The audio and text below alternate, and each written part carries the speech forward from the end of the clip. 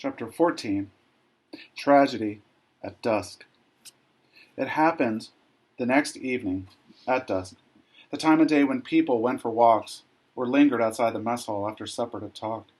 The air was peaceful and still, waiting for the quiet of night after a harsh day of heat and wind. Yuki and her mother stood with Emmy's grandmother, admiring the new tree that had just been planted outside the mess hall. For several weeks now, truckloads of volunteers had gotten permission to go out with picks and shovels to a riverbank far beyond the barbed wire fence to bring back gravel for surfacing the roads and saplings to plant throughout camp. All the broad fire breaks were to be lined with saplings, and each block was to have a larger tree in front of its mess hall. "Won't it be lovely to have some green in the spring?" Mother asked, looking up at the tree and picturing a pool of shade it would provide one day. Mrs. Kurihawa looked doubtful. "If it can survive the dust and the wind and the alkaline soil," she said. For once, she was inclined to agree with her husband, who gave the tree only a month to live. "Better to look down at the ground than at that pathetic tree," he said, and he had gone off to get Mr. Tota for their usual afternoon, after-supper arrowhead hunt. The two old men had become fast friends, and even if they found no arrowheads at all, still they enjoyed the daily walks in companionable silence. They were walking farther and farther from the center of camp now, searching along the southern borders of the campsite. Mrs. Kurihawa invited Yuki and Mother to come see the red wool material she found at the camp's newly opened cooperative store. "I'm going to sew Emmy a dress to welcome her home," she explained, holding the cloth up in front of her own face. "It's beautiful," Mother said, fingering the soft wool. "Emmy-chan will look lovely in it." Yuki looked hopefully at Mrs. Kurihawa. "Does that mean Emmy's coming home soon?" "I'm hoping she will," Mrs. Kurihawa answered. "If I act as though she's coming home, then I believe she really will." Emmy's grandmother believed that she could make things happen by willing them to, and she was determined to get Emmy home from the hospital by sheer will. She folded the cloth carefully and gave it a little pat as though Emmy were already inside it. It was at that moment that Mr. Tota came bursting into the room without even knocking. His eyes were wild and he could scarcely speak from having run so hard. "Something terrible has happened," he gasped. "Your husband, Mr. Kurihawa, he has been shot." Yuki thought that Mr. Tota had gone clean out of his mind. She had never seen him look so distraught. His face was flushed, his hair was disheveled, and he acted as though he had gone mad. "It happened by the fence," he went on, holding his hand against his heaving chest. "The guard in the watchtower, he shot him." Emmy's grandmother stood there, unbelieving, as though she were hearing out the impossible dream of a frightened child. "Sit down, old man. You're trembling," she said gently. "Now, what is it? What happened? What are you saying?" If the block manager hadn't come in just then to ask about a faulty stovepipe, they might all have simply sat there, believing that poor Mr. Tota had lost his mind completely. The block manager, however, listened carefully to Mr. Tota's story. The two old men had been walking along the southern fringe of camp, close to the barbed-wired fence that ringed the barracks. Their heads were down as they searched the ground. Suddenly, there had been a shot, and Mr. Kurihawa had crumpled to the ground just as he was reaching for an interesting stone.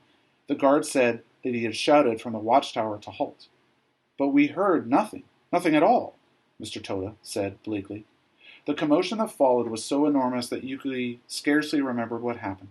The room suddenly filled with people, and Emmy's grandmother was hurried into a truck and driven to the hospital. She was gone for several hours, and when at last she returned, she stopped by the Sakane barrack before she went to her own. "He's dead," she said simply, and she slumped down into a chair by the stove, unable to say anything more. She looked as though she were living a nightmare. Mother put an arm around her shoulder to comfort her, trying to think of the right words to say. "He was a victim of the war, Mrs. Kurihawa," she said at last, "just as surely as the brave boys who are dying in the Pacific. He is at peace now and won't ever suffer again." Mrs. Kurihawa nodded, but Yuki wasn't sure she had heard. "Does Emmy know?" she asked softly. She wondered if Emmy, lying in another bed in the hospital, knew that her grandfather had died nearby. It was only when Yuki spoke Emi's name that Mrs. Kurihawa sat up and spoke clearly. Emi-chan knows, she says quietly, and it was your Kenichi who helped me tell her. He was very helpful and kind at the hospital. And, as though the thought of Ken's help had given her some strength, she gathered herself up and said she would go back now to her own room. Mother and Yuki walked home with her and offered to make a pot of tea and stay with her, but the old woman shook her head. I am all right now, she said slowly. Everything will be all right. My husband is at rest. He needn't fight anyone or anything anymore. You're right, Mrs. Sakane. He is at peace. A quiet calm came over her face, and Yuki had a feeling that the old woman was going to be all right. I'm glad Kenichi was helpful, Mother said softly. Yuki nodded in the darkness. She took her mother's hand then. Together, they walked back to their barrack in silence. All of Topaz was shocked after Mr. Kurihawa's death. They grieved for him because he was the first to die in this lonely desert camp, and he would be the first to be buried in the desert, outside the barbed wire that had enclosed him while he was alive. They were angry because he really needn't have died, and because it could have happened to any of them. The women of the church made artificial flowers out of bright-colored crepe paper, and Yuki and Mother went to help cut and paste and roll the crepe paper into clusters of brilliant flowers. They made several wreaths and a large spray to cover the plain wooden casket. Yuki had never been so close to death before. It filled her with a chilling fear, for it held the awfulness of forever. She sat between Mother and Mr. Toda at the funeral in the camp Buddhist church, and as the priest's Japanese words floated out over her head, she thought about Pepper and about Mrs. Jameson's captain. If they had found each other, as Mrs. Jameson supposed, then maybe Emi's grandfather could somehow link up with them too, even though he never knew them in life. She felt a little better at the thought, and later, when she saw the small wooden marker in the desert with the clusters of bright paper flowers all around, she almost felt as though Emi's grandfather were standing right there with all of them. He wouldn't have cared much for all the crying, Yuki thought, and he probably would not have minded too much being left alone in the desert with the wind shifting the sand and sending the flowers fluttering away to get caught in the sagebrush.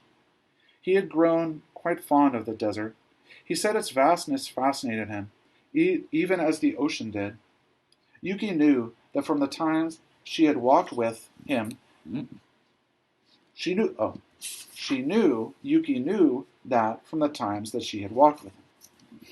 Yuki looked at Mrs. Kurihawa now, her head bowed low with grief, and wished she could tell all this to her, but she didn't know how.